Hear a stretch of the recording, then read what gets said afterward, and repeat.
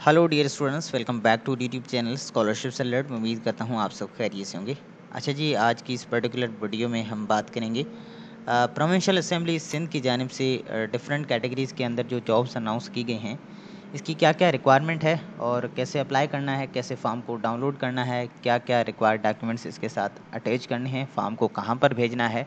और जी हर एक कैटेगरी का जो है ना अलग अलग फॉर्म है। सो आपने कोई भी मिस्टेक नहीं करनी, क्योंकि अगर आप रॉन्ग कैटेगरी का फॉर्म भेज देते हैं डाउनलोड करके तो फिर जो है ना ये आगे आपका फॉर्म रिजेक्ट हो जाएगा। ठीक है। सो जितने भी यहाँ पर फॉर्म है वो आपने पहले उनको डाउनलोड करना है, उसका प्रिंट आउट लेना है, उसके बाद उसको जो है वो अच्छे तरीके से फ़िल करना है। कैसे फ़िल करना है वो भी मैं आपको बताता हूँ थोड़ी देर में। और इनके एडवर्टाइजमेंट में हम देखते हैं कि क्या क्या इनकी रिक्वायरमेंट है।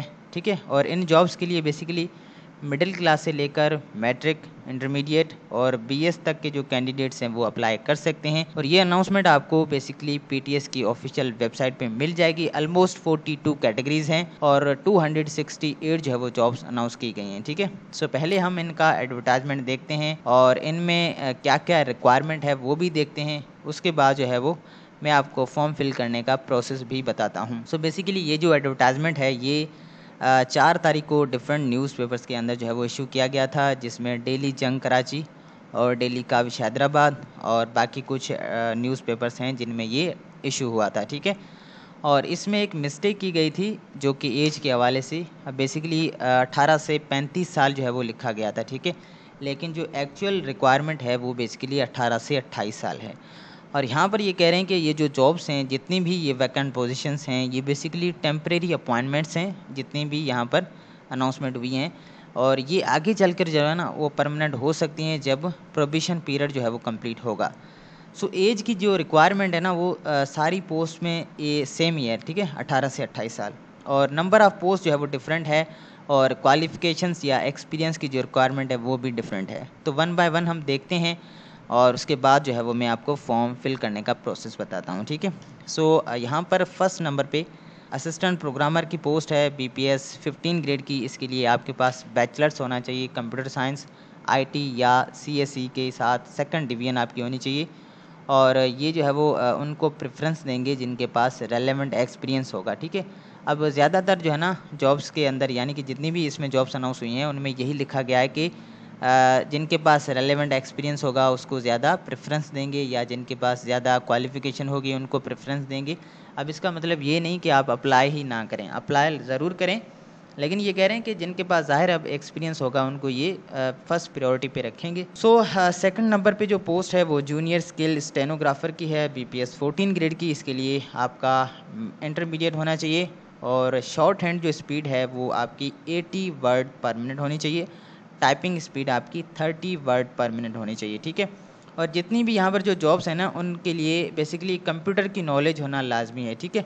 सो ये जो है वो इसके लिए बेसिकली 21 सीट्स हैं। उसके बाद assistant security officer BPS 14 grade की पोस्ट है। इसके लिए आप ग्रेजुएट हों, आप फिज़िकली फ़िट हों, आपको फ़िज़िकल टेस्ट पास करना होगा। 6 सीट्स हैं इसकी। उसके बाद फ़ोटोग्राफ़र बीपीएस 14 ग्रेड की पोस्ट है। इसके लिए आप ग्रेजुएट हों, आपका फ़ोटोग्राफ़ी के अंदर सर्टिफिकेट होना लाजमी है और रेलेवेंट एक्सपीरियंस होगा, उनको ये प्रेफरेंस देंगे। ठीक है। 2 सीट्स हैं इसकी। सब इंजीनियर इलेक्ट्रिकल बीपीएस 14 ग्रेड की पोस्ट है। इसके लिए आपके पास 3 साल का डिप्लोमा होना चाहिए जो कि इलेक्ट्रिकल इंजीनियरिंग हो। ठीक है। और रिकॉग्नाइज होना चाहिए by the board of technical education Sindh की जानिब से। 2 सीट्स हैं इसकी। उसके बाद बीएमएस ऑपरेटर बीपीएस 14 ग्रेड की पोस्ट है। इसके लिए आपका या तो डिप्लोमा होना चाहिए या आपके पास डिग्री हो, इलेक्ट्रिकल या इंजीनियरिंग डिग्री हो। ठीक है। इन मैकेट्रॉनिक्स, मैकेनिकल, इलेक्ट्रॉनिक्स या सॉफ्टवेयर के अंदर। इसकी जो है वो 3 सीट्स हैं। उसके बाद आईसीटी ऑपरेटर बीपीएस 14 ग्रेड की पोस्ट है। इसके लिए आपका या तो बीई होना चाहिए या बीटेक होना चाहिए इन आईसीटी के अंदर। ठीक है। या इलेक्ट्रॉनिक या कम्युनिकेशन या आईटी के अंदर। 4 सीट्स हैं इसकी। Lady security officer BPS 14 grade की पोस्ट है। इसके लिए आप ग्रेजुएट हों, सेकंड डिवीजन के साथ, आप फिज़िकली फ़िट हों, आपको फ़िज़िकल टेस्ट पास करना होगा। ठीक है। इसकी 6 सीट्स हैं। उसके बाद जी सब इंजीनियर इलेक्ट्रॉनिक्स की पोस्ट है बीपीएस 14 ग्रेड की।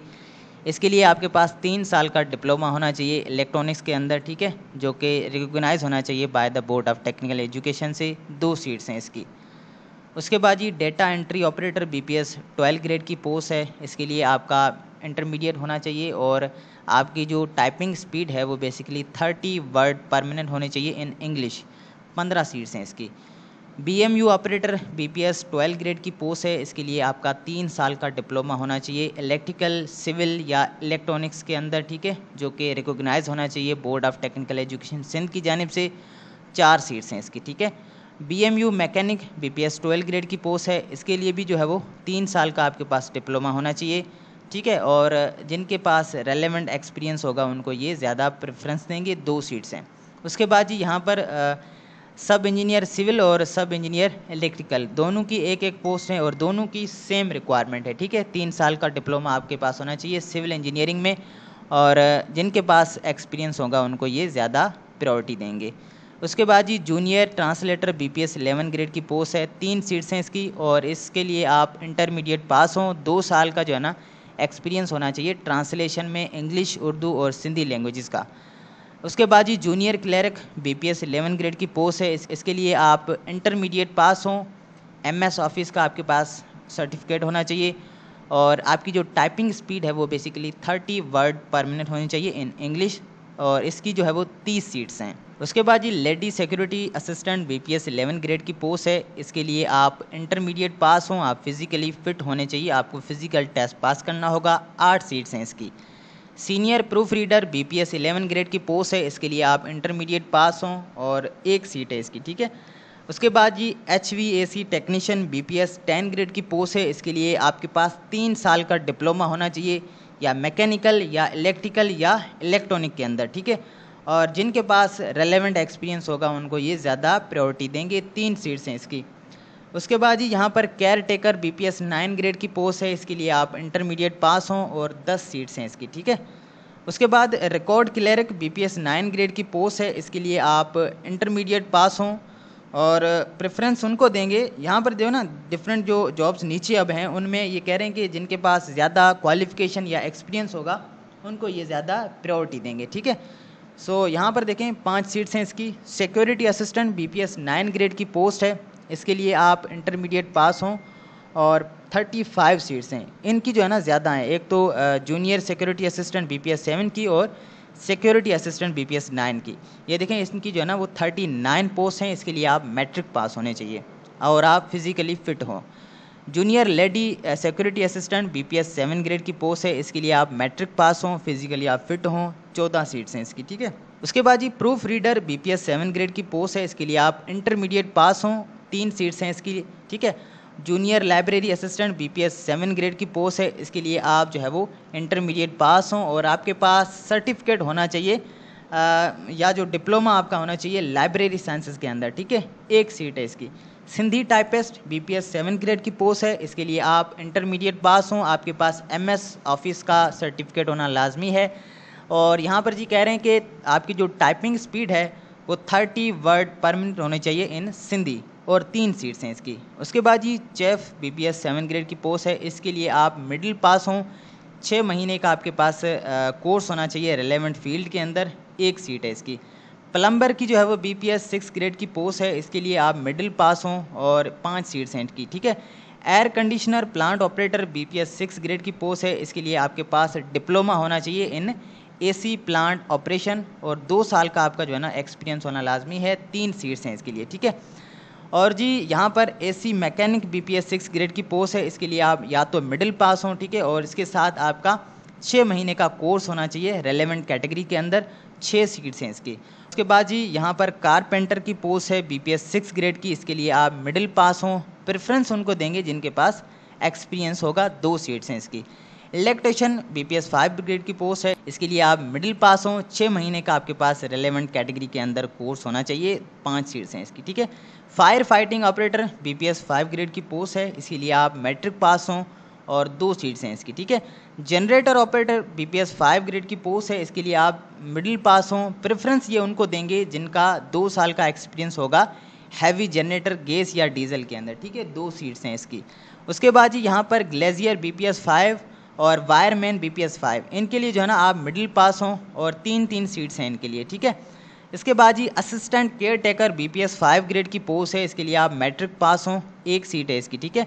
Audio system keyboard operator BPS 5 grade की पोस्ट है, इसके लिए आप मैट्रिक पास होने चाहिए और आपका 6 महीने का कोर्स होना चाहिए आईटी के अंदर, ठीक है। 2 सीट्स हैं इसकी। उसके बाद जी यहाँ पर खतीब बीपीएस 5 ग्रेड की पोस्ट है, इसके लिए आपके पास सर्टिफिकेट होना चाहिए दरस निज़ामी के अंदर किसी भी रिप्यूटेड इंस्टीट्यूट से या जो है वो मदरसे से। एक सीट है इसकी, ठीक है। और यहाँ पर जी कारी की पोस्ट है बीपीएस 5 ग्रेड की, इसके लिए आपके पास सर्टिफिकेट हो, कैरात सर्टिफिकेट, ठीक है। और किसी भी रेप्यूटेड इंस्टीट्यूट से या मदरसे से जो कि रिकॉग्नाइज होना चाहिए गवर्नमेंट से, ठीक है। 2 सीट्स हैं। इसके बाद ये लास्ट सीट है हमारी टेलीफोन ऑपरेटर बीपीएस 5 ग्रेड की पोस्ट है, इसके लिए आप मैट्रिक पास होने चाहिए। 5 सीट्स हैं टोटल, जो है वो 268 सीट्स हैं। और यहाँ पर हर एक कैटेगरी का अलग अलग फॉर्म है, ठीक है। यहाँ पर देखें हर एक कैटेगरी का अलग अलग फॉर्म है, तो आपने जिस भी कैटेगरी के लिए अप्लाई करना है आपने उसी कैटेगरी का फॉर्म डाउनलोड करना है। और अगर आपने रॉन्ग फॉर्म डाउनलोड करके प्रिंट करके उसको फिल करके भेजा तो आपका फॉर्म रिजेक्ट हो सकता है, ठीक है। सो ये कुछ इंपॉर्टेंट इंस्ट्रक्शंस है जो कि अगर आप पढ़ना चाहें तो पढ़ सकते हैं। अप्लाई का प्रोसीजर ये है कि आपने फॉर्म डाउनलोड करना है, उसको प्रिंट करना है, ठीक है। और HBL या UBL के अंदर उनका जो चालान है 1400 का वो आपने पे करना है, ठीक है। और यहाँ पर जी कह रहे हैं कि आपने कंप्लीट फॉर्म को फिल करके और इसके साथ डिपॉजिट स्लिप आपने अटैच करके ये जो एड्रेस है इस पर आपने भेज देना है, ठीक है। लास्ट डेट जो है वो अप्लाई करने की 7 तारीख है और ये एड्रेस है, इस पर आपने भेज देना है फॉर्म को। यहाँ पर देखें अब जिस भी कैटेगरी में आपने अप्लाई करना है, लाइक अगर आपने ICT ये जो application form post for ICT operator, तो ये वाला आपने फॉर्म डाउनलोड करना है। सब इंजीनियर के लिए ये वाला फॉर्म है। सो आपने अपनी रेलेवेंट कैटेगरी का फॉर्म डाउनलोड करना है। वंस आपने जब ने डाउनलोड कर लिया तो फिर आपने इसको प्रिंट आउट लेना है, ठीक है। आप या कलरफुल लें या ब्लैक एंड वाइट लें, आपकी मर्ज़ी है, कोई इशू नहीं है। यहाँ पर आपने अपनी पिक्चर को पेस्ट करना है। ये आपकी कैंडिडेट की पर्सनल डिटेल है, इसमें आपने अपना नाम लिखना है, फादर का नाम लिखना है। और यहाँ पर जितनी भी कैटेगरीज हैं बेसिकली सबका जो है ना फॉर्म ऑलमोस्ट सेम ही है। बस यहाँ पर ये है कि जिस भी कैटेगरी में आपने अप्लाई किया है आपने उसी कैटेगरी तक जो है वो आपने अपनी इन्फॉर्मेशन देनी है, ठीक है। लाइक मिडिल पास वाले सिर्फ मिडिल क्लास की एजुकेशन की इन्फॉर्मेशन देंगे, मैट्रिक या इंटरमीडिएट वाले अपने हिसाब से जो है वो अपनी एजुकेशन देंगे, ठीक है। सो यहाँ पर आपने जेंडर को सिलेक्ट करना है, अपना CNIC नंबर लिखना है, अपना मोबाइल नंबर, अपनी ईमेल एड्रेस, अपनी प्रेजेंट एड्रेस, अपना डोमिसाइल प्रोविंस, ठीक है, डोमिसाइल डिस्ट्रिक्ट। यहाँ से आपने अपना रिलीजन बताना है, अपना ऑक्यूपेशन बताना है कि आप करंटली क्या कर रहे हैं। यहाँ से आपने इस पर चेक बॉक्स के ऑप्शन पे टिक लगाना है, ठीक है। और उसके बाद जी यहाँ पर टेस्ट कैटेगरीज़ के अंदर जहाँ पर आपने टेस्ट देना है टेस्ट सेंटर में, ठीक है, तो वो आपने यहाँ पर टिक लगाना है। जहाँ पर भी आपको लगे कि ये सिटी मुझे करीब पड़ रहा है वो आपने टिक लगाना है। उसके बाद जी यहाँ पर ये क्वालिफ़िकेशंस का सेक्शन है। इसमें आपके पास जितनी भी क्वालिफ़िकेशन है मिडिल क्लास से लेकर बैचलर्स तक या मास्टर्स तक वो आपने देनी है, ठीक है। और कोई सर्टिफिकेशन या डिप्लोमा या कोर्स या कंप्यूटर रिलेटेड कोई भी कोर्स आपने किया है उसकी आप यहाँ पर इन्फॉर्मेशन दे सकते हैं, ठीक है। और उसके बाद जी नीचे अगर कोई जॉब या प्रोफेशनल एक्सपीरियंस है तो उनके आप यहाँ पर डेटा दे सकते हैं। और ऑर्गेनाइजेशन का नाम, आपकी पोजीशन क्या थी, कहाँ से कहाँ तक आपने जॉब की, टोटल आपका जो है वो पीरियड कितना था वो आपने लिखना है।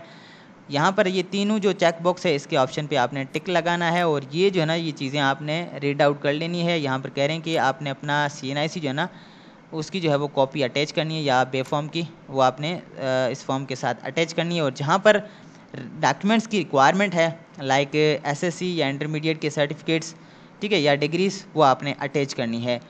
और ये अंडरटेक करना है अपना नाम वगैरह लिखकर। और यहाँ से आपने अपने लेफ़्ट थंब इम्प्रेशन देने हैं डेट के साथ। यहाँ पर आपने अपनी साइन करनी है। और ये जो है वो ईमेल पोस्टल एड्रेस है जो कि आपने इस पे फॉर्म को भेज देना है, ठीक है। ये इनका चालान है। यहाँ पर कह रहे हैं कि if payment made through following transaction mark checker box attach proof payment. आप बेसिकली ऑनलाइन भी पे कर सकते हैं, ठीक है। अगर आप ऑनलाइन पे करते हैं ना तो यहाँ पर आपने टिक लगाना है कि मोबाइल पैसा से किया या बैंक के थ्रू किया या ऑनलाइन किया है। सो अगर आप इजी पैसा जैज़ कैश के थ्रू करते हैं ना तो ये वाला बीच वाला ऑप्शन आपने ये टिक लगाना है, ठीक है। और अगर आप HBL या UBL की ब्रांच में करते हैं तो आपने ब्रांच का कोड वगैरह और अपना नाम, अपने फादर का नाम, मोबाइल नंबर, CNIC नंबर, ये सारी चीज़ें आपने लिखनी है। और उसके बाद ही यहाँ पर बेसिकली और कुछ नहीं है। और अपना साइन करेंगे यहाँ पर।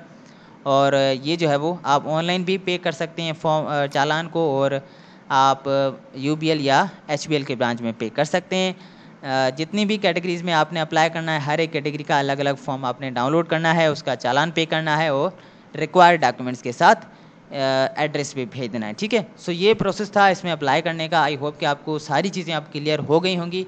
अगर फिर भी कोई कन्फ्यूजन है तो आप नीचे मुझे कमेंट बॉक्स में पूछ सकते हैं।